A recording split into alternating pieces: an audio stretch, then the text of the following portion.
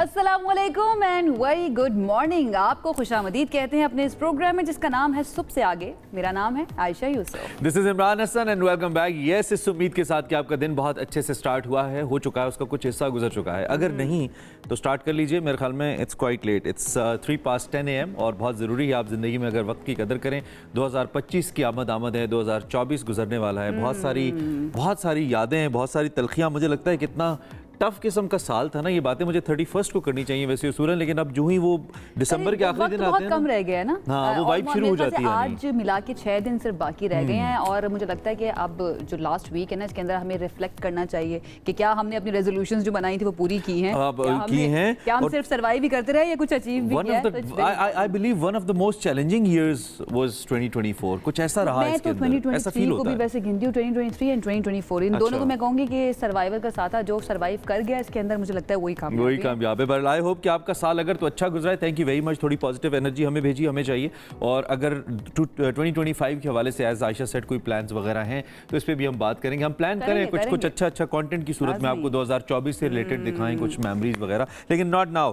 आज हम सबसे पहले याद कर रहे हैं one of the best we have in fact Munir Niazi साहब। हमेशा देर कर देता हूं मैं, और हम हमेशा देर कर देते थे। देर के शायर थे, लेकिन क्या खूबसूरत शायर थे। जो भी लिखा कमाल लिखा, लोगों के दिलों पे राज किया। आगे बढ़ते हैं। हमने मौसम की बात करनी है। आपको पता है कि मौसम के बारे में अपडेट करना आपको बहुत ज़्यादा ज़रूरी है, क्योंकि हम सब ही इस वक्त सख्त सर्दी की लपेट में है, अगर मैं कहूँ तो गलत नहीं होगा। मुल्क के शिमाली और बलाई इलाके जो है यहाँ पर शदीद सर्दी है। दर्जा हरारत नेगेटिव में ही चल रहा है। दर्जा शरारत नेगेटिव में ही चल रहा है। आप शारें झरने झीलें सब कुछ जम गया है। स्कर्दू का पारा -11 तक गिर गया है। ये तो शायरी नहीं हो गई जिस तरह से सब कुछ जम गया है, पारा गिर गया है। अच्छा, गिलगित का दर्जा हरारत की बात करें, यहाँ पे -7 रिकॉर्ड किया गया है। लेह का पारा -13 तक आ गया। कोयटा यहाँ पर -6 तक दर्जा हरारत चला गया, जबकि कलात -5 रिकॉर्ड। अच्छा, दिस इज वेरी इंटरेस्टिंग। जब मैं गिलगित गया तो मेरी एक्सपेक्टेशंस ये थी, वो सीजन खैर नॉर्मल था, आई थिंक सितंबर था, अगस्त सितंबर था। मुझे लगा कि वहाँ पे बड़ी ठंड होगी और प्रॉपर नॉर्दर्न वाला, लेकिन गिलगित का मौसम उस वक्त इस्लामाबाद से कुछ खास मुख्तलिफ नहीं लगा था मुझे। हाँ, सितंबर में, हाँ, अगस्त सितंबर था आई बिलीव, जहाँ तक मुझे याद पड़ता है। तो अब अगर इट्स लाइक -7 नाउ, लोग दिसंबर है लेकिन ये बहुत ज़्यादा है। इस्लामाबाद में चूँकि ऐसा नहीं है, क्योंकि इस्लामाबाद का करंट टेम्परेचर 1, लाहौर में 7, कराची में इसी तरह मुख्तलिफ है। बल्कि आप एक ऐसा करें ना, आप हमें जरा लाइव वाले वो डे प्लान वाले टेम्परेचर बता रहे हैं प्लीज, कम है बेटर, ताकि हमें पता चल जाए, प्लान कर सकें हम जी। तो सबसे पहले इस्लामाबाद वफाकी दारुल-हुकूमत, यहाँ पर कम से कम दर्जा हरारत जो है वो रहेगा तकरीबन 3 डिग्री सेंटीग्रेड और ज़्यादा से ज़्यादा रहेगा 19 डिग्री सेंटीग्रेड। उसके बाद लाहौर की बात करें तो यहाँ पर भी इस्लामाबाद की तरह कम से कम 3 और ज़्यादा से ज़्यादा 18 डिग्री सेंटीग्रेड। अरे वाह, इस्लामाबाद से कम रहेगा। कराची की बात करें तो यहाँ पर कम से कम रहेगा 11 डिग्री सेंटीग्रेड और ज़्यादा से ज़्यादा 25 डिग्री सेंटीग्रेड।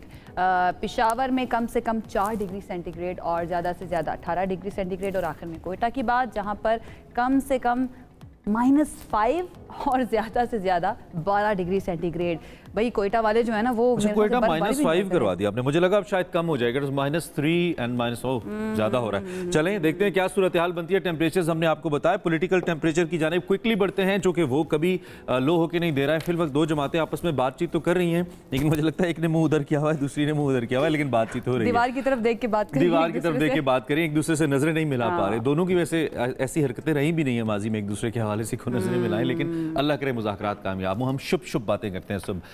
हुकूमत और पीटीआई के दरमियान इस वक्त जो मुज़ाकरात हैं उसके हवाले से एक अहम खबर सामने आई है आयशा साहिबा, और वो खबर क्या है? अहम खबर सामने ये आई है कि मुतालबात रख दिए हैं पीटीआई ने। अच्छा, मुतालबात जो है ना वो भी अनएक्सपेक्टेड नहीं है। ऑलरेडी जो बहुत मरतबा वो बात कर चुके हैं कि भाई हमारे कैदियों को रिहा किया जाए 24 से 26 नवंबर के दौरान। क्या हुआ? अनएक्सपेक्टेड नहीं होगा, फिर अनएक्सपेक्टेड नहीं होगा डेफिनेटली, क्योंकि बहुत सारी चीज़ें जो हैं वो ऐसी भी हैं जिनके बारे में गवर्नमेंट कहती है कि हमारी रेड लाइन है। लेकिन कुछ अहम पॉइंट्स जो है ना मुतालबात के वो बता देते हैं। ये भी कहा जा रहा है पीटीआई की जानिब से कि जो 26वीं तरमीम है इसको वापस लिया जाए और सीनियर मोस्ट जज को चीफ जस्टिस बनाया जाए।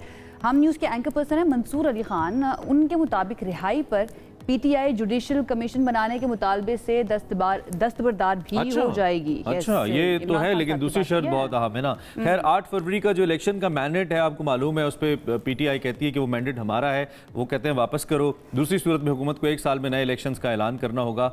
मतलब ये ऐसे मुतालबात हैं कि हुकूमत भी छोड़ दे, चीफ जस्टिस साहब चीफ जस्टिस भी ना रहें, पीटीआई की लीडरशिप भी, सब कुछ गुडी हो जाए। पता नहीं कैसे मुतालबात है ये। पीटीआई के लिए। अच्छा, दूसरी जानिब जो बानी पीटीआई हैं उनको रिहा करने के हवाले से क्या होता है ये तो हमने देखना है, लेकिन आयशा मुसलसल रजिस्टर करवाने में कामयाब होंगी। रिचर्ड ग्रेनियल को आपने उनकी ट्वीट का जिक्र किया था, कल वो सीरियस होकर आपकी वजह से माइक पे आए। हाँ, उन्होंने आके माइक पे मुतालबा कर दिया कि जी खान साहब को छोड़ो। भाई उनको कोई सीरियस ले नहीं रहा था, सब कह रहे थे कि उनका जो ट्विटर अकाउंट है ना वो फेक है या समथिंग लाइक दैट, लेकिन उन्होंने कहा कि नहीं भाई वो मेरा ही अकाउंट है और अब तो वीडियो वैसे अभी ओहदे पे नहीं आए, उन्होंने चार्ज ही संभाला, सीरियस उनको अभी भी कोई नहीं ले रहा, जब आएंगे तब की बात है ना। अरे मुझे लगता है कि वो एडवाइजर जो हैं वो ट्रम्प के बन गए हैं, तो कोई भी एडवाइजर अहम पोजीशन पर हो तो वो पॉलिसी के खिलाफ जाकर नहीं, इस तरह अपनी पर्सनल राय भी नहीं देता। अब बनने वाले कितना टाइम रह गया, अनाउंस तो हो गया। खैर जी, बानी पीटीआई पर सदर ट्रम्प की तरह इल्जामात हैं, ये कहा है रिचर्ड ग्रेनियल ने। झूठे इल्जामात पर जेल डाला गया है उनको। मजीद कहते हैं कि ट्रम्प इंतजामिया और पीटीआई दौर में अमेरिका के बेहतरीन ताल्लुकात थे। बानी पीटीआई जो है वो ट्रम्प की तरह सियासत में आउटसाइडर हैं और कॉमन सेंस की बात करते हैं। क्विकली वज़ीर दिफा हमारे ख्वाजा आसिफ साहब हैं, उन्होंने इस रिहाई के हवाले से कहा है कि हमारी अव्वल और आखिर तरजीह सिर्फ और सिर्फ पाकिस्तान के आइन की तरवीज है। पाकिस्तान है, जो आईनी पाकिस्तान फैसला करेगा वही होगा और बाहर से कोई इसके अंदर इंटरवीन नहीं कर सकता। और तलाल चौधरी साहब ने भी वही बात की कि जब तक वो ओहदे पे आ नहीं जाते, वो ब्रीफ नहीं हो जाते, उसके बाद उनकी खबर की सरकारी तौर पर उनकी ख्वाहिश की कोई अहमियत नहीं है। हमारे साथ शौकत यूसुफ जई साहब हैं, थैंक्स टू हिम, जब भी इनवाइट करके बुलाते हैं। जरा यूसुफ जई साहब से हम क्विकली बात कर लें इस हवाले से। आयशा, बहुत शुक्रिया शौकत यूसुफ जई साहब हमें ज्वाइन करने के लिए। सबसे पहले मेरा सवाल ये मुज़ाकरात के बारे में, क्योंकि सबसे इंपॉर्टेंट खबर जो है ना पाकिस्तान की आजकल यही है कि मुज़ाकरात कामयाब होंगे या नहीं होंगे। पीटीआई जो है वो कितनी पुरुमीद है, क्या मुज़ाकरात कामयाब हो जाएंगे? ये जो कोशिशें की जा रही हैं दोनों तरफ से, मैं कहूँगी दोनों फरीक़ैन की जानिब से, कुछ नतीजा खेज़ साबित होंगी? बिस्मिल्लाहिर्रहमानिर्रहीम, बहुत शुक्रिया। देखिए, मुज़ाकरात का अमल स्टार्ट हो चुका है, जाहिर है खुले दिल से कर रहे हैं। अब ये गवर्नमेंट के ऊपर डिपेंड करता है कि वो कितने इसमें सीरियस है। और जाहिर है 2 जनवरी को जब हम अपना चार्टर ऑफ डिमांड देंगे तो उससे चीज़ें बड़ी वाज़ेह हो जाएंगी। दूसरा ये कि हम चाहते थे कि 2 जनवरी से पहले जो मुज़ाकराती टीम है हमारी, वो इमरान खान से अडियाला जेल में मुलाकात करे। और हमने ये भी कहा था कि उन तक एक्सेस जो है वो आसान बनाया जाए, ताकि जो मुज़ाकराती अमल हो, उस पर बातचीत हो, उस पर मशावरत जो है वो इमरान खान के साथ की जाए और चीज़ों को आगे बढ़ाया जाए। तो अभी तक इजाज़त तो नहीं मिली है और 2 जनवरी जो है वो भी अभी करीब आने वाली है। तो अगर उससे पहले इजाज़त मिल जाती है और चार्टर ऑफ डिमांड तैयार हो जाता है तो फिर तो चीज़ें आगे बढ़ेंगी। लेकिन अगर 2 जनवरी से पहले मुलाकातें नहीं हुई और चार्टर ऑफ डिमांड जो है वो डिस्कस नहीं हुआ तो फिर मैं समझता हूँ कि फिर मुश्किलात होंगी। लेकिन अभी फिलहाल हम पुरुमीद है इंशाअल्लाह ताला कि हुकूमत जो है वो संजीदगी का मुजाहरा करेगी, क्योंकि इस वक्त जो मुश्किलात हैं पाकिस्तान में वो मुश्किलात जो है वो हम सब की है, क्योंकि मुल्क हमारा है। तो अगर कोई मुश्किलात हैं तो मेरे ख्याल से फिर संजीदगी के साथ गवर्नमेंट अपोजिशन के साथ बैठे और जो उनकी जेन्युइन डिमांड है उसको पूरा करें। लेकिन शौकत साहब, सवाल ये भी है ना कि क्या आप जो मुतालबात कर रहे हैं, एक्सपेक्ट क्या कर रहे हैं, क्या हुकूमत सारे मुतालबात मान लेगी? क्योंकि हुकूमत के मुख्तलिफ वुज़रा ये भी बयान देते हुए नजर आ रहे हैं कि कुछ चीज़ें हमारी रेड लाइन है, और फिर वो जो आप इलेक्शन के मैंडेट की बात करते हैं, आपको लगता है कि वो भी हुकूमत मान लेगी? देखिए, ये तो गवर्नमेंट के ऊपर डिपेंड करता है ना कि वो सीरियस है या नहीं है, क्योंकि हमारे तो कोई नाजायज मुतालबा तो हमारा है नहीं। हमारा जो मुतालबा है कि जितने भी सियासी लोग बेगुनाह हैं और जेलों में बंद हैं उनको रिहा किया जाए, और जो 9 मई और 26 नवंबर को जो ये सारा मलबा पीटीआई पे डाला जा रहा है कि ये पीटीआई ने कराया है, तो हमने उसका डिमांड किया है कि सीनियर सुप्रीम कोर्ट के जो सीनियर जजेस हैं उन पर मुश्तमिल जुडिशल कमीशन बनाया जाए, ताकि दूध का दूध पानी का पानी हो जाए। तो अब ये जो डिमांड है हमारे, ये पूरे होंगे तो चीजें आगे बढ़ेंगी। और ये कोई ऐसे डिमांड नहीं है जो गवर्नमेंट पूरा नहीं कर सकती। और अगर वो सीरियस है, मामलात को सही रुख पे ले जाना चाहती है, जो इस वक्त मुल्क के मुश्किलात हैं, वो मुश्किलात अगर कम करना चाहती है तो अपोजिशन खुले दिल से मुज़ाकरात कर रही है। और हम चाहते हैं कि पाकिस्तान की जो तकलीफ है, जो मुश्किल है, वो आसान हो। इसलिए कि देखिए, आवाम को तो इस हुकूमत ने 1 रुपये का रिलीफ नहीं दिया और न दे सकती है। आगे जाके और माशी मुश्किलात बढ़नी है।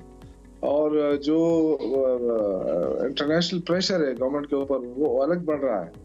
जो ह्यूमन राइट्स की अच्छा, वायलेशन हो इंटरनेशनल रही है, प्रेशर उस पे का इदराक है बढ़ रहा आपको? तो हुकूमत तो मुश्किल में फंस रही ठीक है। है, मैं वही कह रहा था कि अभी तक इंटरनेशनल प्रेशर का रेफरेंस आपने क्यों नहीं दिया कि वो भी हुकूमत पे है। वो आपकी बातों से शौकत भाई मुझे वो याद आ रहा है शेर कि तुम मांग रहे हो मेरे दिल से मेरी ख्वाहिश, बच्चा तो कभी अपने खिलौने नहीं देता। तो आप हुकूमत से आपकी डिमांड्स कहते हैं नाजायज़ नहीं है, लेकिन ओवर एम्बिशियसनेस उसमें ज़रूर मौजूद है कि आप हमारा मैंडेट वापस कर दें। चीफ जस्टिस साहब वाली जो शर्त है, ये बड़ी हार्ड शराइत है ना, तो मुश्किल लगता है। खैर, मैं अब फिल वक्त इस पर चूँकि आपको मौक़िफ़ आ गया, बानी PTI के हवाले से बताइए। वो एक बड़ी अहम शर्त है आपकी और आपकी बड़ी ज़रूरत भी है पार्टी की। कोई रिहाई की तवक्को है, कोई रिलीफ मिल सकता है उनको इन मुज़ाकरात की सूरत में, आपको लगता है? देखिए, अगर ये इंसाफ के तकाजे पूरे करने दें और जो प्रेशर डालते हैं अदालतों के ऊपर, अगर वो प्रेशर ना हो, आप तो बानी PTI की बात करते हैं, उनके खिलाफ तो मुकदमे, ज्यादातर जमानतें हो गई उनकी। तो 2-3 मुकदमे ऐसे हैं जो अगर गवर्नमेंट चाहे तो फौरी तौर पर रिलीफ मिल सकता है। जेन्युइनली, मतलब ये नहीं कि कोई गवर्नमेंट वो करे, सिर्फ अदालतों को आजाद कर दे तो उनके वो 1 हफ्ते के अंदर अंदर खुद ही बाहर आ जाएंगे। अच्छा। आप देखें कि जो 26 नवंबर का रिसेंटली जो वाकयात हुए, इसमें 80 लोगों को जो जमानतें हुई हैं, उनको दोबारा गिरफ्तार कर लिया। इसी तरह आपने देखा कि उससे पहले भी जब लोग रिहा होते रहे तो अदालतों के बाहर पुलिस खड़ी रही, पंजाब पुलिस, और दोबारा गिरफ्तार करती रही और मुकदमे दर्ज होते रहे। तो ये तो जाली मुकदमात है सारे, और सियासी वर्करों के ऊपर दहशतगर्दी के मुकदमे दर्ज हुए हैं। तो सियासी लोग और दहशतगर्दों में तो फर्क होता है। तो गवर्नमेंट अपने जो नाजायज मुकदमात वो वापस भी ले सकती है। दूसरा ये कि अगर ना भी ले तो इनके पास कोई उसके ना सबूत है, कुछ भी नहीं है, वो तो अदालतें वैसे भी उनको खारिज कर देंगी। अच्छा, ठीक है। मुज़ाकरात शुरू जो हुआ है ना, इसका क्रेडिट देना जो है ये बड़ा इंपॉर्टेंट है कि ये किसको देंगे, क्योंकि मुख्तलिफ हल्के तो क्रेडिट दे रहे हैं कि सरदार अयाज सादिक जो है ना, उन्होंने बड़ा रोल प्ले किया है। PTI क्या समझती है, क्या सरदार अयाज सादिक की वजह से ये मुज़ाकरात शुरू हुए हैं? शौकत साहब, डेफिनेटली गवर्नमेंट को देंगे, अपोजिशन को देंगे, दोनों को देना चाहिए क्रेडिट। देखिए, मसला ये है कि कोई तो क्रेडिट दिया दोनों ने, और सबसे बड़ा क्रेडिट तो मेरे ख्याल से इमरान खान को देना चाहिए, जो मुज़ाकरात के लिए राजी हुआ और पेशकश भी की। तो मेरे ख्याल से इस वक्त स्कोरिंग करने की जरूरत नहीं है। दोनों जो है, अगर क्योंकि एक भी पार्टी इनकार करे तो दूसरा कुछ नहीं कर सकती। लेकिन देखें, हमेशा गवर्नमेंट का जो होता है ना, दिल बड़ा होना चाहिए। मुज़ाकरात में हमेशा गवर्नमेंट पहल करती है, इस दफा अपोजिशन ने पहल की है। ये क्रेडिट अपोजिशन को ज्यादा जाना चाहिए। मुझे शौकत साहब ये लगता है कि दिल और दामन दोनों बड़े होने चाहिए। अगर हुकूमत ने दिल बड़ा किया है तो अपोजिशन दामन बड़ा करे, अपना उसके अंदर वुसअत लाए, ताकि जो भी नताइज हों आवाम के हक में हों, आपकी पार्टी के हक में भी हो, हुकूमत के भी हक में हो, लेकिन मेनली आवाम के हक में हो। बहरहाल हमने आपका मौक़िफ़ जानना था। थैंक यू वेरी मच, आप हमारे साथ मौजूद रहे, मौक़िफ़ आपने हमारे सामने रखा। आज का शो, इससे पहले कि हम ब्रेक लें, उसमें 2 बड़ी अहम चीज़ें हैं। भाई शुरू में हम बताना भूल गए, एक तो आपको फौरी ब्रेक के बाद मिल जाएगी, ठीक है, वो फनी खराबी है, वो एक फनी खराबी है, उसको हम दुरुस्त करेंगे यहाँ पे। फनी खराबी क्या आपको बताएंगे। और दूसरा जो खराबी है, ये फनी खराबी है, फनी खराबी इंग्लिश वाली है, उर्दू नून के ऊपर क्या होता है, शद होती है ना, हाँ, वो हमने डाल दिया। अच्छा, नंबर 2, आज जब प्रोग्राम का दूसरा हिस्सा आएगा तो उसमें हमने एक जबरदस्त किस्म का इवेंट कवर किया था, आपको याद है ना, लाहौर के अंदर। आपने अगर हमारा सोशल देखा हो, आज हम उसका आपको पहला हिस्सा दिखाने जा रहे हैं, तो उसके लिए भी आपने थोड़ा एक्साइटेड रहना है हमारे साथ। आई बिलीव आपको अच्छा लगेगा। फिर लोग एक ब्रेक लेते हैं, ब्रेक से वापस आएंगे, उसके बाद हंसी और कहकहे बिखरने के लिए जो है ना वो तैयार हैं। आप भी तैयार हो जाइए, stay with us. Welcome back once again. आप सबसे आगे देख रहे हैं और हमारी कोशिश होती है कि हम हर तबका फिक्र से मुख्तलिफ लोगों को बनाएं। फिक्र से एकदम जब हम सियासत उर्दू बड़ी पसंद आई मुझे आपकी। Thank you very much. एकदम जब हम सियासत से स्विच करते हैं लोग कभी कभी परेशान भी होते हैं, लेकिन ट्रस्ट में हमारा बस चले ना, हम आपको कोई ड्राई न्यूज अर्ली मॉर्निंग दे ही ना।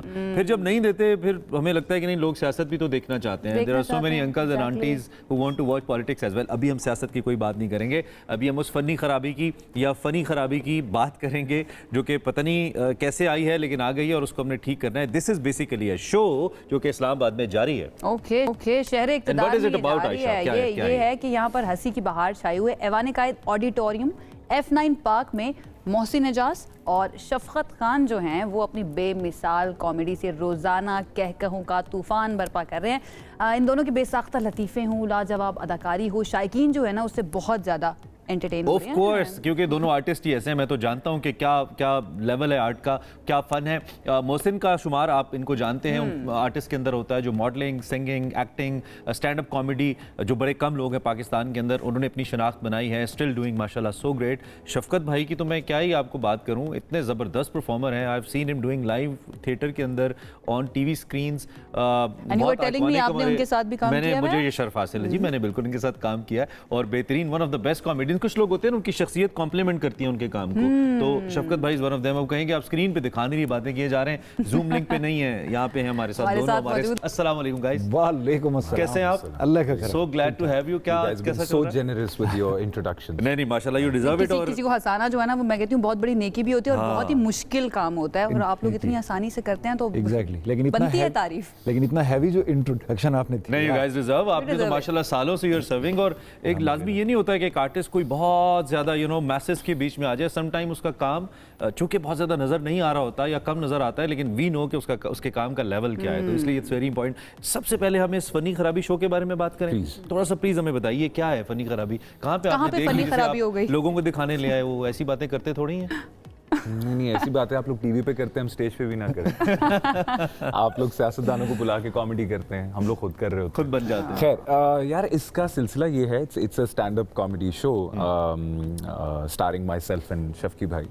और मकसद इसका यही था कि एक फॉर्म ऑफ एक्सप्रेशन, एक फॉर्म ऑफ आर्ट है जो कि वेस्ट में बहुत ज़्यादा एक्सप्लोर हो चुका है, इंडिया में बूम पे है इस वक्त, और यहाँ पे आहिस्ता आहिस्ता पेनिट्रेट कर रहा है। The reason why we doing funny खराबी, और उसको हम प्रमोट करने यहाँ पे भी आ गए हैं, उसके बिल बोर्ड्स भी लगे हुए हैं, उसको आप मतलब सोशल मीडिया पे भी you can watch it everywhere. यार उसमें हम we are trying to keep it very very clean. मतलब वो होता है ना अक्सर, अबे यार जाओ, क्या तुम सफाई का मंजन बेच रहे हो? नहीं, आप लोग नहीं आओगे, फिर आपके फैमिलीज नहीं आएंगी, आपके पेरेंट्स नहीं आएंगे, यहाँ पे सब लोग आ सकते हैं। एंड वी गारंटी कि अभी तक जितना हम लोगों ने परफॉर्म किया है, जितने शोज भी किए हैं, तो उसमें फैमिलीज आएंगी। कंटेंट ऐसा है कि फैमिलीज एब्सोल्युटली। थोड़ा सा जरा पॉलिटिकली कॉम्प्रोमाइज्ड है, बट कहाँ नहीं है पॉलिटिकली कॉम्प्रोमाइज। अच्छा, ये बड़ी इंटरेस्टिंग चीज़ है क्योंकि पाकिस्तान में कॉमेडियंस तो हैं, बट अगेन वो इस तरह की कॉमेडी होती है समटाइम्स कि आप अपनी फैमिली को लेकर नहीं जा सकते या बैठ के देख भी नहीं सकते अपनी फैमिली के साथ ना घर के अंदर। तो ये होना कितना ज़्यादा ज़रूरी है और क्या ये देर से हुआ है? और जो स्टैंड अप कॉमेडी की आपने बात की कि पाकिस्तान के अंदर इतनी देर से क्यों आ रहा है ये ट्रेंड और इतना आहिस्ता क्यों आ रहा है? व्हाट डू यू थिंक शफकत? इतनी देर से क्यों आ रहा है? हाँ, देर से क्यों आ रहा है? इतनी देर से हम हमेशा ही हर काम देर से करते हैं। हमेशा देर कर देता हूँ। आज मुनीर नियाज़ी साहब की बरसी भी है तो वो भी जिक्र कर देते हैं। इन्ना लिल्लाहि व इन्ना इलैहि राजिऊन। अल्लाह ताला उनको गरीब रहमत करे। और देर होती है, मगर ये एक बहुत अच्छी बात है कि जब भी हमारे यहाँ कुछ चीज़ शुरू होती है तो हम उसको लेके चलते हैं और बहुत अच्छे से लेके चलते हैं। स्टैंड अप जो है इस वक्त कराची में, अगर मैं पाकिस्तान की बात करूँ तो कराची में शुरू हुआ। वहाँ पे हैं कॉमेडियंस भी हैं, उसके अलावा स्टैंड अप कॉमिक्स भी हैं, एक्टर्स भी हैं, but stand up Aahista Aahista जो है वो इस्लामाबाद, लाहौर, यहाँ भी हो रहा है। लेकिन हम जो कर रहे हैं that is a bit different. इसमें थोड़ी सी इनोवेशन है। स्टैंड अप ये होता है कि एक आदमी अपना आप होता है, ठीक है, और वो कर रहा होता है। इसमें थोड़ी सी थोड़ा सा ड्रामा इन्वॉल्व है। थोड़ा सा ड्रामा इन्वॉल्व ये है कि इसमें मैं एज अ शफकत खान नहीं आ रहा। Okay, so it's a character. Alright, so it's a character doing stand up. क्या प्ले कर रहे हैं आप, अगर हम जान सकें? हाँ, ये आप ये एक 70 इयर्स का बैरिस्टर है, ओके, और जो कि सच बोलता है, ओके, और जिस एज में है वो उसको सच बोलने से कोई रोक नहीं सकता। रोक नहीं सकता। वो सच बोलता है, पाकिस्तान का ही है। पाकिस्तान का ही है, इधर ही का है। तो इट्स काइंड ऑफ, तो वो आप आएंगे तो इंशाल्लाह। एंड मोहसिन, आप क्या प्ले कर रहे हैं इसमें? I am playing Mohsin. Are you playing Mohsin? I am playing Mohsin plus barrister साहब। Exactly. थोड़ा सा कोई ऐसा मुकालमा जो दोनों के दरमियान होता है जिस पे लोगों को बहुत पसंद आया, कुछ है ऐसा माइंड में? कालमा खैर You हमारे might have sing a lot, I believe, इससे पहले। तो कुछ ऐसा थोड़ा सा हमें बताइए जरा, मैं चाहता हूँ लोगों को अंदाजा हो कि हो क्या रहा है वहाँ पे। यार इनका मैं थोड़ा बताता हूँ, ये जो कर रहे हैं ये अपने उस कैरेक्टर के अंदर एक सोशल कमेंट्री है इनकी कि लाइफ पहले कैसी होती थी, क्योंकि ऑब्वियसली हर किसी को लगता है कि हमारी जवानी में बहुत बेहतर थी जिंदगी एज कम्पेयर टू आजकल, लेकिन फैक्ट यही है कि उस वक्त शायद वाकई बेहतर थी जिंदगी as compared to these days. तो इनकी सोशल कमेंट्री है, मेरी थोड़ी सी पॉलिटिकल स्लैश सोशल कमेंट्री है। हमने कुछ भी यहाँ पे बताया तो वो एवं शो खराब होगा लोगों का, तो मैं चाहता हूँ कि आप लोग आए देखें। Are you representing youth of Pakistan as Mohsin I'm in this? representing the public of Pakistan. Public You of can be Pakistan. youth, you can be you guys, you can be the cameraman, you can be your grandparents, your everybody. Okay. So yeah. Actually हम चाहते हैं कि जरा वो character का essence थोड़ा सा अगर हम हमारे देखने वाले फील करें, मे बी कुछ लोगों जो ना देखने जा सके तो उनको थोड़ा सा स्पाइस तो मिल जाए। नहीं, एक्चुअली उस कैरेक्टर का एक हमने द बैरिस्टर साहब, बैरिस्टर साहब का कैरेक्टर रिवील भी था उसका, वो हमने इंस्टाग्राम पे जो है ठीक है। वो किया हुआ। Actually, I have seen that. You've seen that? Yeah, I've seen that. Yeah. तो वो उतना आई थिंक काफी है, बिकॉज इट्स लाइव, तो वो मैं चाहता हूँ कि वो लोग देखें। लोग देखें, चलें, okay, will keep it that way. अच्छा, ये फनी खराबी, how did you come up with this name, Mohsin? यार इट्स को बहुत ज़्यादा रॉकेट साइंस नहीं है, हम लोग ब्रेनस्टॉर्म कर रहे थे तो काफ़ी सारे को 8-10 नाम आ गए एंड देन ये नाम आया मेरे जहन में। मैं अपने घर के बाहर खड़ा हूँ, मैं सोच रहा हूँ कि क्या रखें, कुछ 10वां 11वां नाम आया ये। तो उसके बाद जब मैंने वो सबके साथ वो शेयर करते हैं ना, आप शफकी भाई को बताया, जो हमारे प्रोड्यूसर हैं उनको भी बताया, सारी चीज़ें जब बताएं, मैंने कहा यार आई थिंक फनी खराबी। आपके प्रोड्यूसर भी हैं शो के? अच्छा सर, हाँ जी। Good, I like this part, क्योंकि we want producers for such shows. Of course क्योंकि बात बनी, क्योंकि यूजुअली आर्टिस्ट बेचारे खुद एफर्ट कर रहे होते हैं, आर्टिस्ट खुद अपना अपना वो स्वेट तो दे ही रहे होते हैं, लेकिन ये है कि वो अपने पैसे भी खुद लगा रहे होते हैं to show this is good. तो इस फैक्टर को थोड़ा सा मैं डिस्कस करना चाहता हूँ। जब आपने ये प्लान किया, शो आपने प्लान किया या प्रोड्यूसर आपके पास आए कि यार गाइस ये करते हैं, या आपने आइडिया बनाया और किसी प्रोड्यूसर के पास गए कि हम ये करना चाहते हैं हमारे अच्छा, साथ? इसको प्रोड्यूस मैं खुद ही कर रहा हूँ। ओके, हाँ, आपकी पिछली बात को मैं सच कर देता हूँ। हाँ, अब मुझे दुख हुआ। But then I so wanted कि कोई बड़ा नाम होता है साथ, और सर आपको लगता है आर्टिस्ट के लिए बहुत जरूरी है एमडी हमारा स्टैंड अप प्रोड्यूस करेगा, ऐसा नहीं हो सकता अभी तो। एमडी को हम तजवीज़ दे देते हैं, देखिए it has money involved in it if anybody is listening. they got a lot of That's what I'm saying, कि उनको होता है ना कि और से और बना। This is an avenue I think you should consider this. तो वो I'm producing it myself, but then we have a very talented production team जो कि सारी चीजें वगैरह देख रही होती हैं। So yeah, एक होते हैं आपके एग्जीक्यूटिव। ऐसे शोज की जो कॉस्ट रिकवरी है, ऑब्वियसली आप लोगों को तो क्या ही, आपका आर्ट जो आप कर रहे हैं उसका क्या ही रिटर्न मिलेगा, लेकिन अल्टीमेटली की रिकग्निशन मिल जाए और फिर एक ट्रैक बन जाए कि जिसमें ऐसी एक सीरीज ऑफ शोज बन जाए। जो फाइनेंशियल एलिमेंट्स इसके अंदर इन्वॉल्व होते हैं, रिकवरी थ्रू टिकट्स होती है यूजुअली, आई बिलीव। इस्लामाबाद में पासेस का इतना शौक है, शफकी भाई नो, आई बिलीव आपको ही पता है। तो हाउ डज इट वर्क? इसका जो बिजनेस मॉडल है ऐसे शोज़ का, वो वर्केबल है, क्या हो सकता है? थोड़ा सा इस बारे में अगर बताएं आप हमें। यार इसमें फॉर द लॉन्गेस्ट टाइम्स जो अभी तक हम लोग जिस चीज़ के ऊपर सर्वाइव कर रहे हैं, दैट्स अ कॉर्पोरेट स्ट्रेंथ। ठीक है, तो कॉर्पोरेट सपोर्ट के स्पॉन्सर्स होते हैं, तो उसके बगैर आई थिंक अभी तक आप पाकिस्तान में कोई भी इवेंट नहीं कर सकते जो कि solely wholly which is based on ticket sales. तो टिकट सेल्स के ऊपर अगर आप रिलाई कर रहे हैं तो वो एक हमाकत होगी अभी तक के लिए। तो हाँ, उन लोगों की इन्वॉल्वमेंट एक तो बहुत इंपॉर्टेंट है और बहुत वाइटल है, I believe, to pull off such events. Response कैसा है शफकत? रिस्पॉन्स बहुत अच्छा आ रहा है, बहुत कमाल आ रहा है, और लोग बहुत इंजॉय कर रहे हैं, और सबसे अच्छी बात है कि रिलेट कर रहे हैं जो हम कह रहे हैं, जो कि इम्पोर्टेंट है। क्योंकि ऐसे हंसाना, कोई एक जोक है आपने सुना दिया, हंस पड़े, ठीक है, गए भूल गए, बट पीपल आर रिलेटिंग, तो ये इम्पोर्टेंट, क्योंकि बात ये है कि आप हमारे लिए जहाँ से हम मतलब शुरू करते हैं, आप स्टेज पे आते हो तो आपका मकसद यही होता है कि आप लोगों को रिलेट करवाएंगे अपनी बात से, तो वो कहेंगे हाँ यार ऐसे ही क्या है, कनेक्ट ही हाँ तब यार सही करेंगे, है, कनेक्ट ही तब करेंगे, कनेक्ट ही तब exactly. तो करेंगे। जोक्स आपके या जो भी हमारे कमेंट्स हैं वो बहुत रिलेटेड हैं इस बात पे कि यार people should listen to it and they should relate to it. अच्छा, ये जॉनरा स्क्रिप्टेड कितना जो आप लोग दोनों कर रहे हैं, और इसमें स्पॉन्टेनियसनेस का कितना है? स्पॉन्टेनियस कितना काम आप कर सकते हैं, ऐड ऑन कर सकते हैं? क्योंकि सारी बात है, when you go spontaneous, there is always a chance के Exactly. कॉमेडियन डिस्ट्रैक्ट हो जाता है क्योंकि वो डेली लाइफ से कुछ ना कुछ ले रहे होते हैं। हाँ। तो आप लोग की क्या कोशिश होती है और इस प्ले के अंदर खास तौर पे क्या है? स्क्रिप्टेड तो ऑफ कोर्स है, क्योंकि एक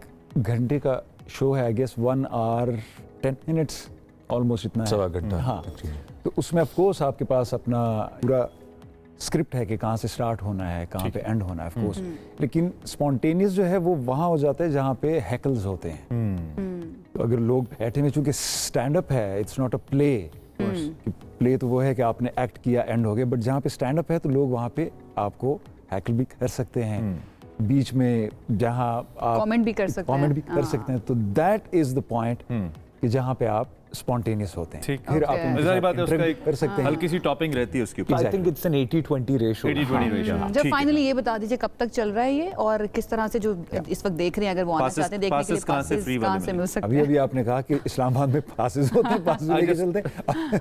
tickets tickets, Tickets. Will buy tickets. वैसे जी। मैंने उस टाइम भी टिकट्स खरीदे हैं फ्रैंकली, जब पासेस अवेलेबल होते थे। हाँ। तो हम एक कॉर्पोरेट कंपनी में काम करते थे, पासेस आ जाते थे। I still used to buy कि मेरे 500 रुपए से हो सकता है एक आर्टिस्ट को या इस ड्रामे को सपोर्ट मिल रही है तो कौन अच्छा से है। प्ले के टिकट दो के खरीदे थे आपने? वो शराबील टाइम की मैं बात कर रहा हूँ। हाँ, उन्हीं को ही जरूरत नहीं थी। उन्हीं को जरूरत नहीं थी। लंबी बातें हैं, शुरू हो गई तो बात निकलेगी तो फिर दूर तक जाएगी। थैंक यू वेरी मच, आप दोनों से मिलकर बहुत अच्छा लगा। Thank you हमारी so much. बेस्ट विशेस बहुत एंड शुक्रिया। रिक्वेस्ट कि इसको रोकिए अगर नहीं, ये चलता रहना मैं चाहिए। एक आपके प्रोग्राम के प्लेटफॉर्म से एक बात करना चाहूँगा कि मतलब हम लोग, शफकी भाई is an actor, like he is fantastic.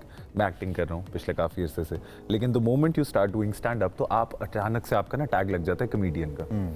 मुझे ये समझ नहीं आती कि क्यों है, हमारी इंडस्ट्री में भी है और बेसिकली जो चीज़ इंडस्ट्री बोलती है या जो सपोर्ट आप बड़े महंगे हो गए, ताबिश बहुत महंगा कॉमेडियन हो गया। सर वो होस्ट है, वो टीवी होस्ट है। बट लेकिन जब पहले एक वो actor- कॉमेडियन था, आई बिलीव। जब एक एक्टर चलो। आके स्टैंड अप पे कोई इस तरह की चीज करता है तो वो कमेडियन नहीं हो जाता है। He is an actor. Alright, इसी नोट के ऊपर हम एक ब्रेक लेते हैं, ब्रेक के बाद वापस आते हैं। कीप वॉचिंग सबसे आगे।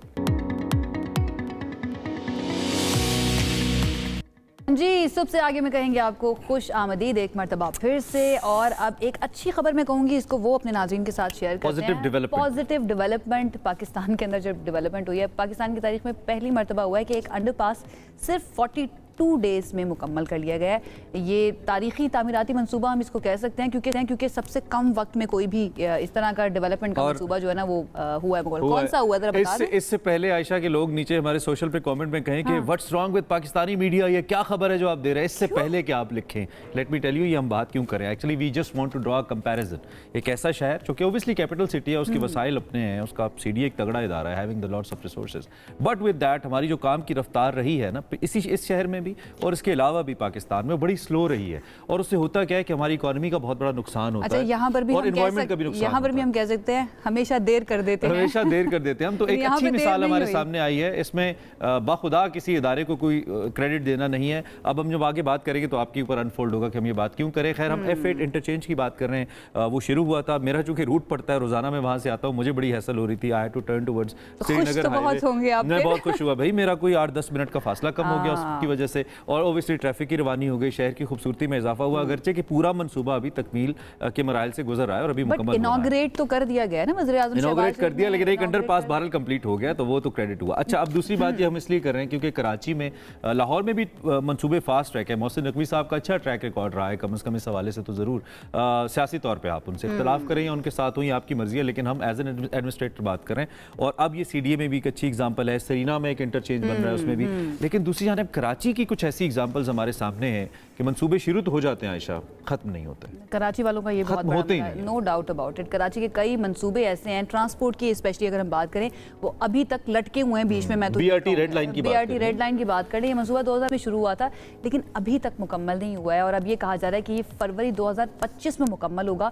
इस तरह ये होता है कि इसकी कॉस्ट भी बढ़ जाती है। Of पहले कहा course. गया था कि 30 अरब में मुकम्मल हो जाएगा, लेकिन अब ये मंसूबा पहले कहा गया था 79 अरब में मुकम्मल हो जाएगा, लेकिन अब ये 103 अरब Oh तक my पहुंच जाएगी इसकी कॉस्ट। तो और डेफिनेटली अगर इसकी इसमें रीजंस जो है ना वो देखना पड़ेगा। अगर क्या आप है? 14 बिलियन में 14 बेहतरीन हॉस्पिटल्स बन सकते थे, जा सकते थे। हम इस चीज़ को ऐसे देखते नहीं हैं। तो ये डिलेज की वजह क्या होती है? एक तो ये, दूसरा हमारे साथ CD की रिप्रेजेंटेशन है, डिप्टी DG जो इस्लामाबाद ट्रांसपोर्ट अथॉरिटी है, राना तारिक साहब, वो हमारे साथ स्टूडियोज में मौजूद हैं। और we love to have somebody from Sindh government, उनसे भी हम बात करें। क्रिटिसिज्म मकसद नहीं है, वेकअप कॉल करना मकसद है कि जब इस्लामाबाद में हो सकता है, लाहौर में हो सकता है, तो कराची में फास्ट ट्रैक क्यों नहीं हो सकता? मतलब इट इज डूएबल है, हम कर सकते हैं और हमारे अंदर ये कैपेसिटी है। राना साहब, thank you very much, good morning, कैसे हैं आप? ठीक ठाक हैं जी, अल्हम्दुलिल्लाह। आपको मुबारक हो, आपने मंसूबा मुकम्मल किया। खैर मुबारक जी, इस्लामाबाद के शहरियों को भी मुबारकबाद देते हैं हम कि उनके लिए एक हमने बेहतरीन किस्म का ये इंफ्रास्ट्रक्चर प्रोजेक्ट जो है इंतहाई कम टाइम में मुकम्मल किया। उनके बिहाफ पे मैं मुबारकबाद कबूल भी करता हूँ इस्लामाबाद के शहरियों की, लोगों को फ़ायदा। और सबसे पहले तो हमें बताइए कि ऐसा क्या है जी इस्लामाबाद में, ऐसा क्या हुआ कि 42 दिन के अंदर ये बन गया, और क्या बाकी शहरों में ऐसा नहीं होता कि ये नहीं हो सकता? आपने ऐसा क्या किया? आपके पास सीडी के पास वसाइल ज़्यादा हैं, मशीनें ज़्यादा हैं, या जो कि शहबाज साहब ने कहा था कि बनना चाहिए तो फिर बन गया? नहीं, वसाइल और मशीनें तो हर जगह होती हैं, फ़र्क होता है लीडरशिप का। अच्छा, दिस इज़ वेरी फॉर्चुनेट कि जी हमारे जो लीडर हैं इस वक्त, सैयद मोहसिन रज़ा नकवी साहब, उन्होंने लाहौर में 70 दिनों में एक अंडरपास बनवाया था when he was chief minister Punjab.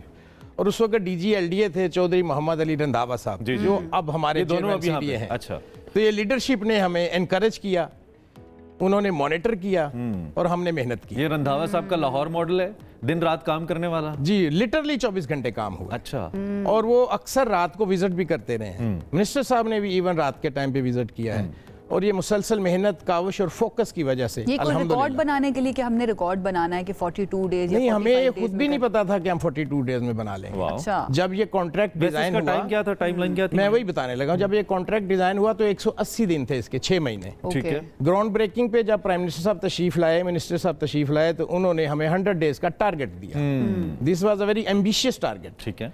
तो 100 डेज का है हमारा पूरे कंप्लीट प्रोजेक्ट का टारगेट है, जिसमें अंडरपास है, एक फ्लाईओवर है और बहुत सी लूप, स्लिप रोड और दूसरे जो है एंसिलरी वर्क्स भी हैं। ठीक है। तो इसमें से हमने जो प्लान किया था, हमने सोचा था कि 2 महीने में हम ये जो कंपोनेंट है अंडरपास का, इसको मुकम्मल कर दें ताकि पब्लिक को रिलीफ मिल जाए, एक तरफ जाने वाले जो हैं वो अनइंटरप्टेड ट्रैवल कर सकें। 2 महीने में 2 महीने में हमने प्लान किया था। लेकिन जब हमने फिर उसके ऊपर काम शुरू किया और दिन रात काम शुरू किया, उसमें हमने फिर अपनी सप्लाई चेन्स को मैनेज किया, अपने इंजीनियर्स की टीम को हमने शिफ्ट्स में उनकी ड्यूटीज लगाई। तो ऑलमोस्ट डेली चेयरमैन साहब विजिट करते रहे हैं। वन क्विक क्वेश्चन, इसका मुकम्मल मंसूबे का कितना टाइमलाइन है और अब क्या चांसेस है, कब तक मुकम्मल हो जाए? ये 100 डेज का हमें टारगेट दिया गया और इंशाल्लाह 100 डेज में हम इसको मुकम्मल करेंगे। अच्छा, इसकी कॉस्ट की भी बात करेंगे, लेकिन मैं चाहूंगी कि हम जरा कराची में से हमारे साथ रिपोर्टर साजिद आवान, उनसे जरा प्रॉब्लम्स क्या हैं स्पेशली ट्रांसपोर्ट के हवाले से, और जो मंसूबे हैं वहाँ पे वो क्यों मुकम्मल नहीं हो पाते, इस बारे में बात कर लेते हैं। Sajid, thank you so much join करने के लिए। ट्रांसपोर्ट के मसाइल जो हैं कराची में हम सब जानते हैं बहुत ज़्यादा है, शहरी क्या कहते हैं इस बारे में, ट्रांसपोर्ट के इन प्रॉब्लम्स के बारे में? जी देखिए, वाक़तन कराची में जो है ट्रांसपोर्ट के मसाइल बहुत ज़्यादा हैं और उसकी एक वजह यह भी है कि आबादी जो है वो काफ़ी ज़्यादा है। अगर कंपैरिजन किया जाए इस्लामाबाद का तो उसकी बहुत ज़्यादा आबादी जो है वो इस वक्त कराची में है और हर दूसरा शख्स जो है वो एक गाड़ी का मालिक है। इसके अलावा रिक्शा और चिंची और दीगर जो गाड़ियाँ हैं वो भी कराची की सड़कों पर ही सफ़र करते हैं। तो इस तरीके से जो इंफ्रास्ट्रक्चर है वो काफ़ी पुराना हो चुका है, उसमें डेवलपमेंट की बहुत ज़्यादा ज़रूरत है। इस वक्त रेड लाइन BRT मंसूबा जो कि एयरपोर्ट से यूनिवर्सिटी रोड तक पहुँचा है और वहाँ पर इस वक्त तरक्याती काम जारी है, लेकिन तरक्याती काम जो है वो सुस्त रवि का शिकार है। वज़ीर ट्रांसपोर्ट खुद भी इस बात का एतराफ़ मैं क्विकली यही पूछना चाहूँगा, फिर मैं गेस्ट पे आता हूँ कि कराची में, आप कराची के एक शहरी भी हैं ना, रिपोर्टर तो आप हैं लेकिन शहरी भी हैं, क्यों मुकम्मल नहीं होते मंसूबे? क्या वजह है? हुकूमत की तरजीह नहीं है, फंड्स कम हो जाते हैं, करप्शन का एलिमेंट है, क्यों मंसूबे जल्द मुकम्मल नहीं होते जो यहाँ हो जाते हैं? क्विकली साजिद। जी देखिए, इस वक्त जो सियासी मामलात हैं वो काफ़ी ज़्यादा मुख्तलिफ है। इस वक्त अगर एक हुकूमत मंसूबे की जो है वो इफ्तिताह करती है तो दूसरी हुकूमत आके उसे इल्तवा का शिकार बनाती है। तो ये सिलसिला कराची में माजी की जो रिवायात है वो रही हैं, जिसकी वजह से मुख्तलिफ मंसूबे पेंडिंग का शिकार हुए हैं।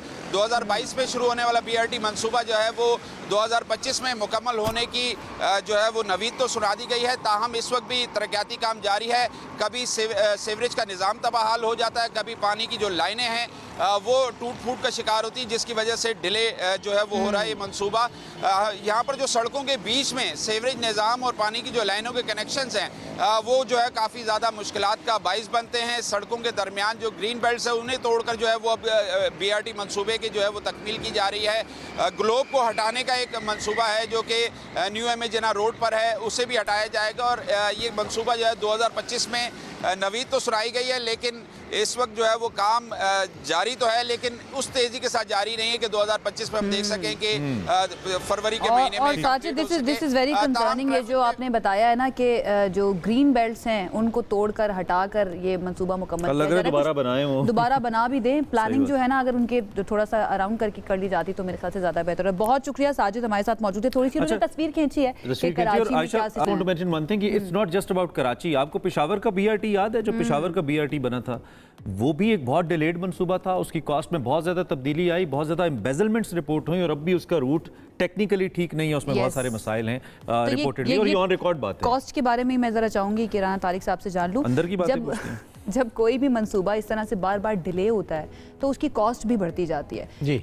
जिस तरह से रिकॉर्ड टाइम में ये बना है मंसूबा 42 डेज में, क्या इसकी कॉस्ट भी उसी तरह से कम रही है बाकी मंसूबों बढ़ गई होगी मुझे लगता है। नहीं, अच्छा, this is the good news कि हमने इसकी कास्ट में सेविंग की है। अच्छा जी, क्योंकि इनिशियली जो नेस्पाक ने इसका डिज़ाइन बनाया था उसमें इसकी कास्ट ज़्यादा थी। बाद में जब जियो टेक्निकल इन्वेस्टिगेशंस की हमने सॉइल की और इस्लामाबाद के स्टेटा को देखते हुए और यहाँ की वर्किंग स्पेस को देखते हुए हमने इसके डिज़ाइन को नेस्पाक ने वर्किंग ड्राइंग इशू करते हुए अमेंड किया, ठीक है, जिसकी वजह से 150 मिलियन कम खर्च हुए हैं इस अंडरपास में। ठीक है। और सरीना चौक जो इंटरचेंज है वो ये कब तक मुकम्मल होगा? सरीना चौक जो इंटरचेंज अंडरपासेज एक्चुअली इंटरचेंज नहीं है, वहाँ पे एक सोरवर्दी रोड पे अंडरपास है और 2 श्रीनगर हाईवे पे अंडरपासेज हैं आने और जाने के लिए। उनके ऊपर भी 24 घंटे काम जारी है, बहुत तेजी से काम चल रहा है और उनको 60 दिन का टारगेट दिया हुआ है मिनिस्टर साहब ने, जो कि जनवरी में पूरे हो रहे हैं, तो इंशाल्लाह उसका भी जल्द। मिनिस्टर साहब ने जो मोशन स्पीड फैक्टर डाला है, अल्लाह करे सीडीओ को आदत हो जाए बहुत तेज से करनी है। फ्यूचर प्लान, हाँ मैं ये पूछना चाह रहा था, और कोई मंसूबे अहम कुछ देखने जा रहे हैं, हम कुछ रिवील कर सकते हैं? आप प्लान तो मिनिस्टर साहब बताते हैं उनके बड़े हैं इस्लामाबाद को लेकर। एक चीज मिनिस्टर साहब ने अपनी स्पीच में भी परसों बताई कि पार्लियामेंट हाउस से लेकर F10 तक अब कोई सिग्नल नहीं रहेगा। This was the only signal on the F8 Chowk. Exactly, ये ठीक है। अब सारी ट्रैफिक जब अनइंटरप्टेड F10 राउंड अबाउट तक जाएगी तो वहां पे ट्रैफिक कंजेशन हो सकती है। ठीक है, तो इंशाल्लाह ताला उसको भी हम जल्दी टेकअप करेंगे। जो F10 एरिया है, F10 राउंड अबाउट वहां पे भी सिग्नल फ्री अरेंजमेंट किया जाएगा। राइट राना साहब, हमारी बेस्ट विशेस आपके साथ हैं। वंस अगेन मुबारकबाद आपको बहुत शुक्रिया रिकॉर्ड वक्त मुकम्मल करने का। सबसे आगे में यहाँ पर वक्त हुआ एक ब्रेक का, हम अभी वापस आ रहे हैं, so stay with us. Welcome back. Surprise मिल गया ना आपको?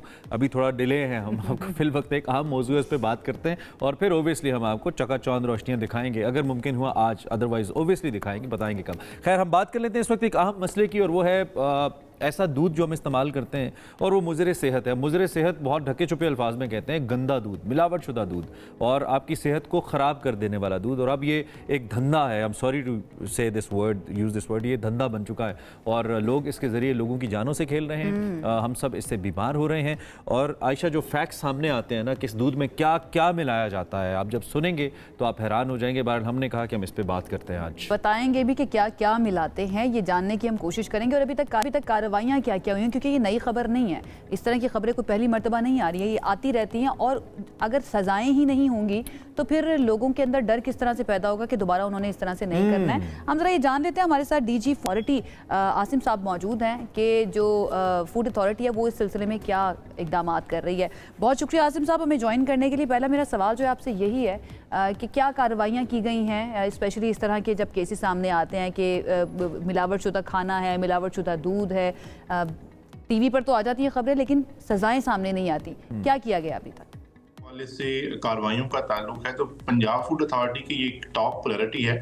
पूरे पंजाब में इस शदीद सर्दी के मौसम में भी पंजाब फूड अथॉरिटी की टीम्स अर्ली मॉर्निंग जो है वो नाकाजात लगाकर दूध की जो है वो चेकिंग कर रहे होते हैं। लाहौर में हमारे 6 नाकाजात होते हैं जिनको मैं भी टाइम टू टाइम मॉनिटर करता हूँ। और अगर हम बात करें कि पिछले साल की निस्बत हमारी जो दूध की कार्रवाइयाँ हैं उनमें 3 गुना जो है वो इजाफा है। अभी तक इस साल में हम तकरीबन 350 मिलियन लीटर से ज्यादा दूध जो है वो चेक कर चुके हैं, जिसमें से जो खराब या मुज़रे सेहत दूध था वो तकरीबन 20 लाख लीटर से कुछ ज्यादा था।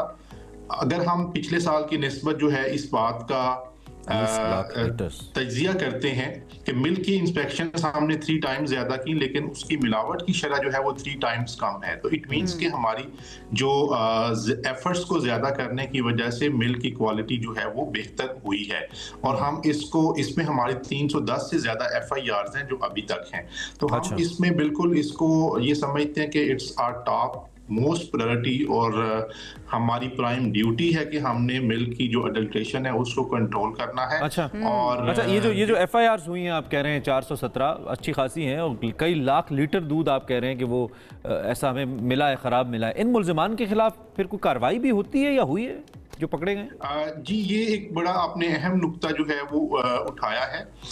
310 FIRs हमारी है, लेकिन ये बड़ी एक मेरे लिए भी परेशानी की बात है कि उन FIRs में कुछ दिनों के बाद जो है वो जमानत हो जाती है, और जिसकी वजह से हमारी वो तमाम एफर्ट्स जो हैं वो उनका जो एक तरह से फायदा होना चाहिए वो नहीं हो पा रहा। पंजाब फूड अथॉरिटी जो हमारा पंजाब फूड अथॉरिटी एक्ट 2011 है, उसके अंदर भी जरूरी तरामीम जो है वो हमने प्रपोज की हैं, जिसमें जो सजाएं हैं उनको एक तो नॉन बेलेबल ऑफेंस हमने करार दिया है अडल्ट्रेशन को, और सजाओं की जो उनका दौरानिया है उसको ज्यादा किया जाना जो है वो प्रपोज किया हुआ है। तो उस सूरत में इंशाल्लाह जमानत भी नहीं होगी और अडल्ट्रेशन माफिया के खिलाफ हमारा जो है वो शिकंजा मजीद सख्त होगा, और जो आम लोग हैं उनको बेहतर। देखिए मसला फिर यहीं पर आ जाता है ना कि अगर सजाएं नहीं होंगी, बेलेबल ऑफेंस है ये, लोग थोड़े से पैसे देकर अगर बाहर निकल आएंगे और दोबारा से वही काम करना शुरू कर देंगे, तो डर किस तरह से पैदा होगा? हैरानकुन बात है। मेरे लिए न्यूज़ है ये एक्चुअली। इक़दाम कत्ल है भाई, आप अगर किसी को कुछ ऐसा पिला रहे हैं तो ये कैसे हो सकता है? खैर, अगर हम मिलावट के कुछ एलिमेंट्स की बात में आसिम साहब से कर लें, आसिम कौन से ऐसे एलिमेंट्स हैं, या चलें इसको ऐसे कर लेते हैं कि जो मिलावट है उसकी पहचान कैसे हो सकती है कि ये मिलावट शुदा दूध है? कुछ ऐसा हमें बताइए, गाइड कीजिए। एक तो प्रेफर ये करना चाहिए कि आप जो है ना जब दूध ले रहे हो उसकी स्मेल, उसका जो कलर है वो उसको देखें, और उसके अलावा जब आप उसको बॉईल करते हैं, अगर बॉईल करने के बाद उसके बर्तन के पैंदे में कुछ जो है वो जैसे फैट्स टाइप जम जाती हैं, तो इट मींस के वो जो दूध जो आप ले रहे हैं, ये बड़ा इंपॉर्टेंट है। और इसके साथ दूध में मिलाया क्या जाता है, जिसका हम जिक्र कर रहे थे ना अपने इंट्रो के अंदर, कि क्या क्या चीजें मिलाई जाती हैं, तो क्या क्या हो सकती हैं आसिम साहब जो मिलाई जाती हैं? अभी तक आपकी नजर से क्या क्या गुजरा है, जरा हमारे नाजरीन को बताइएगा। मैं अर्ज करता हूँ इसमें 2 चीजें हैं कि हमारे पास लैक्टोस्कैन मशीन्स होती हैं जो कि PCSIR ने अप्रूव की हुई हैं। उस लैक्टोस्कैन मशीन्स के जरिए हम उसकी SNF, उसकी फैट्स, उसकी जो डेंसिटी है दूध की, उसमें एडिड वाटर जो है, ये तमाम पैरामीटर्स के ऊपर वो दूध उसी वक्त जो है विदिन 40 सेकेंड्स चेक हो जाता है। अगर हमें किसी चीज को रीडिटरमिन करना पड़े तो हमारी लैब के अंदर भी जो है ना वो सहूलत मौजूद है, हम फिर वो सैंपल को लैब की तरफ जो है वो रेफर कर देते हैं और उसकी बुनियाद के ऊपर जो भी कानूनी एक्शन होता है वो लेते हैं। अगर कोई दूध जो है वो फैट और SNF पे फेल होता है, यानी कि इसका मतलब ये होगा कि वो दूध अनसेफ है, उसमें कोई ना कोई अडल्ट्रेशन जो है वो की गई है। अगर अडल्ट्रेशन की बात की जाए तो लोग उसमें जो है वो घी या ऑयल की आमेजिश भी करते हैं, उसको गाढ़ा करने के हवाले से। वो स्किम मिल्क पाउडर एक होता है जो कि सस्ता होता है, उसके अंदर पानी मिला के और घी या ऑयल मिला के, उसके अलावा कुछ प्रिजर्वेटिव्स जैसे फार्मालिन है उसको मिला के, बाज़ उसके अंदर चीनी मिला देते हैं, तो बाज़ उसके अंदर जो है वो यूरिया की आमेजिश कर देते हैं। तो ये तमाम ऑलमोस्ट वो चीजें हैं जिनकी अडल्ट्रेशन जो है वो की जाती है। हमारे पास जदीद जो है वो किट्स मौजूद हैं जो कि किसी भी तरह की जो अडल्ट्रेशन है उसको जो है वो फौरी तौर पे डिटेक्ट कर लेती हैं और हमें पता चल जाता है कि ये दूध जो है वो इसमें किस तरह की मिलावट है। और अगर इनमें से जो मैंने अर्ज किया इनमें से किसी भी चीज की मिलावट होती है तो हम एक तो उस दूध को तलब कर देते हैं और दूसरा उसके ऊपर जो है वो FIR उस जो दूध बेचने वाला होता है या दूध बनाने वाला होता है जिसको हम सिंथेटिक मिल्क कहते हैं, उसके ऊपर भी FIR आसिम साहब, अगर किसी को नजर आए कि यहाँ पर मिलावटशुदा दूध बिक रहा है तो फिर कोई हेल्पलाइन के बारे में बता दीजिएगा कि हेल्पलाइन पे किस तरह से कांटेक्ट किया जा सकता है? जी, इसमें दो चीजें हैं। एक तो पंजाब फूड अथॉरिटी का टोल फ्री नंबर 1223 है। इसके ऊपर कोई भी अपनी कंप्लेन जो है वो रजिस्टर करवा सकते हैं, और इसमें हम जो है वो 24 आवर्स के दरमियान जो है उस कंप्लेन को जो है वो एड्रेस करते हैं। एक चीज, दूसरा ये कि मिल्क के हवाले से हमारी फ्री टेस्टिंग जो है वो की सहूलत पंजाब फूड अथॉरिटी के हेड ऑफिस में मौजूद है। हमारे पास बहुत से शहरी जो है वो खुद दूध ला के वहां से जो है वो चेक करवा लेते हैं, ताकि इस बात को डिटरमिन कर सकें कि जिस गवाले से या जिस शॉप से वो दूध ले रहे हैं वो ठीक है नहीं या नहीं। लेकिन इसके अलावा मैं ये अर्ज करूं कि पंजाब फूड अथॉरिटी का मिल्क, उसके अलावा मीट और उसके अलावा ऑयल, ये 3 हमारे फोकस एरियाज हैं जिनको हम कभी भी नजरअंदाज नहीं करते, और उसके ऊपर हमारी एक तो इंस्पेक्शंस बहुत ज्यादा चल रही होती हैं, और हमारी फोर्स है, विजिलेंस की जो फोर्स है, ये this is very important point, क्योंकि दूध का तो हम जिक्र कर ही रहे हैं, वो बीच में गोश्त का जिक्र आ गया। गोश्त के हवाले से भी तो इतनी शिकायत आती हैं, और लाहौर के हवाले से सर लाहौरियों को हम छेड़ भी रहे होते हैं जी, गधे का गोश्त बिकता है, आपने गधे का गोश्त नहीं, ऑनेस्टली मैंने तो बाहर खाना ही छोड़ दिया, स्पेशली मीट जहां पर आता है ना, मैंने खाना छोड़ दिया। सारी बातें, ये एहतियात इलाज से बेहतर है, और ये भी शिकायत आती है। जरा डी साहब ये बताइए, ये मुज़र सेहत गोश्त, या जिसे कहते हैं कि हराम चीज़ों का गोश्त, मुख्तलिफ रेस्टोरेंट्स या मशहूर जगहों पर अक्सर सोशल मीडिया पर पोस्ट भी वायरल हो जाती हैं, क्या इस हवाले से भी शिकायत सामने आई हैं? क्या तहकीक सामने आई है इस बारे में? देखिए, एक अभी मैं एक रिसेंट डेवलपमेंट बताना चाहूँगा। Secretary local government, secretary life stock, secretary price control और DG फूड अथॉरिटी, हम सब ने मिलके अभी स्लॉटर हाउसेस की रेगुलेशंस के ऊपर काम कर रहे हैं, जिसको हमने जो है चीफ सेक्रेटरी साहब से भी इस जो इन प्रिंसिपल जो इसमें इश्यूज थे उनको डिस्कस किया। उन्होंने इसको सराहा, तो हम स्लॉटर हाउसेस को भी रीमॉडल जो है वो करना चाह रहे हैं। दूसरी बात यह है कि ये बिल्कुल पंजाब फूड अथॉरिटी की तकरीबन 190 FIR जो हैं वो मीट के हवाले से हैं। बहुत शुक्रिया प्रोग्राम में वक्त देने के लिए। इसके साथ ही आज के प्रोग्राम का वक्त हुआ चाहता है खत्म। इंशाल्लाह आपसे दोबारा मुलाकात करेंगे। अपना बहुत ख्याल रखिए। अल्लाह हाफिज।